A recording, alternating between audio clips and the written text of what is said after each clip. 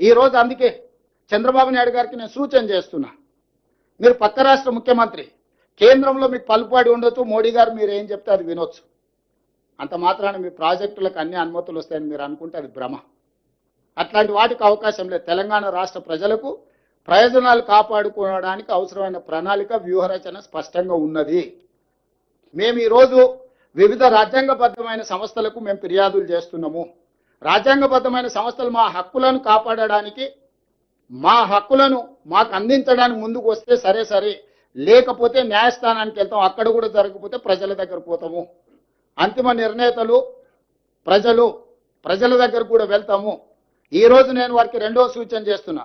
ఈరోజు 3000 టీఎంసీల మిగులు జలాలు గోదావరిలో ఉన్నాయి అని మీరు నమ్మితే, చంద్రశేఖరరావు చెప్పిందని కాదు, చంద్రబాబు నాయుడు గారు నమ్మినప్పుడు గోదావరి బేసిన్ మీద తెలంగాణకు 968 టీఎంసీల నీటి కేటాయింపులు ఉన్నాయి. 518 టీఎంసీలు ఆంధ్రప్రదేశ్కు ఉంటే 968 టీఎంసీలు తెలంగాణకు అలొకేషన్ ఉన్నది ఉమ్మడి రాష్ట్రంలోనే.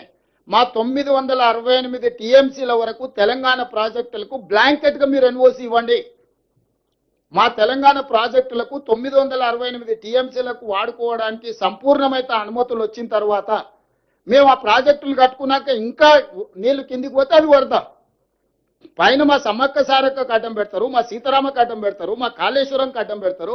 గోదావరి బేసిన్ మీద మేము కట్టుకునే ప్రతి ప్రాజెక్టుకు ఆంధ్రప్రదేశ్ అభ్యంతరం పెట్టి ఆ ప్రాజెక్టుల అనుమతులు రాకుండా ఆలస్యం చేసి ఇగో మిగులు జలాలు ఉన్నాయన్నాడు. మిగులు జలాలు ఎట్లున్నాయి? కేసీఆర్ దరిద్రం వల్ల, ఆకలి వల్ల, కేసీఆర్ తెలంగాణకు చేసిన ద్రోహం వల్ల నీళ్లు నీకు వరదొస్తున్నాయి. ఏందయా ద్రోహం? మేడిగడ్డ కూలిపోయింది, సుందీలు అక్కడికి రాలే. ఇక అన్నారం గురించి నేను చెప్పాల్సిన పని లేదు. అవే చక్కగా ఉంటే ఆ నీళ్లు మేము ఎత్తిపోసుకుని ఉంటే నీకు వస్తుండేనో రాకుంటుండేనో లెక్క తెలుస్తుండే. ఇవాళ వాళ్ళ ధనదాహం వల్ల, వాళ్ళ దోపిడీ వల్ల మేడిగడ్డ కుప్పగూలింది. ఏమవుతుందా, ఓ పిల్లర్ గుంగిపోతే ఏమవుతుంది, ప్రాజెక్ట్ అంత ఉంది కదా అంటారు. హరీష్ రావు గారు, నీ గుండెకాయ ఊడవిక్తే నీకు తెలుస్తా. మొత్తం బాడెంత 6 అడుగులు ఉన్నావు, గుండెవి తీసి పక్కకు పెట్టు, నువ్వు ఉంటావో లేదో చూద్దాం. ప్రాణహిత చేవెళ్ల గోదావరి జలాల మీద మేడిగడ్డ అనేది గుండెకాయే. ఆ గుండెనే లేకున్న తర్వాత మిగతా బాడీ ఉందని చెప్పుకోవడానికి తప్ప సున్నా కూడా ప్రయోజనం లేదు. ఇవాళ అన్నిటికంటే కింది నుంచి లిఫ్ట్ చేయాల్సింది, అక్కడి నుంచి మేడిగడ్డ నుంచి నీళ్ళు ఎత్తి అన్నారంలో పోయాలి, అన్నారంలో పోసిన నీళ్లు సుందిళ్లలో పోయాలి, సుందిళ్లలో పోసిన నీళ్లు మిడిమానేరు, అక్కడి నుంచి శ్రీపాద ఎల్లంపల్లి, అక్కడి నుంచి ఎస్ఆర్ఎస్పి, అక్కడి నుంచి మిగతా ప్రాంతాలకు నీటిని తరలించాలి. అసలు కానీ పిసలు అయిపోయింది అని అంటే, అసలు పిసలుగా అంటారు ఉర్దూలో. అసలు పిసలుగా భాయ్, आपको समझ में नहीं आ रहा, जानबूझ के बोल रहे या बिना ऐसी बोल रहे. ఇట్లా మొత్తం ప్రాజెక్టుని కుప్పగూల్చి మీ ధనదాహానికి బలైపోయిన మేడిగడ్డ, అన్నారం, సుందీల పోవడం వల్ల ఈ రోజు కిందికి వరద జలాలు పోతున్నాయి. 10 సంవత్సరాలు మీరు గోదావరి బేసిన్ మీద ప్రాజెక్టులు కట్టకపోవడం వల్ల ఈరోజు చంద్రబాబు నాయుడు గారు తరలించకపోతా అని ధైర్యంగా చెప్పగలుగుతున్నాడు.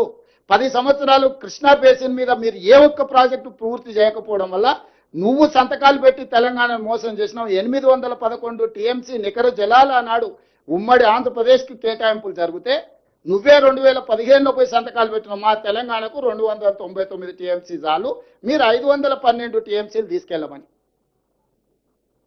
పోనీ అదే అనుకుందాం, ఆ 299 టీఎంసీలు అన్న 10 సంవత్సరాలలో ఎప్పుడైనా వాడినవా? మొన్న మొదటిసారి మేము వచ్చినాక 286 టీఎంసీలు వాడినవా?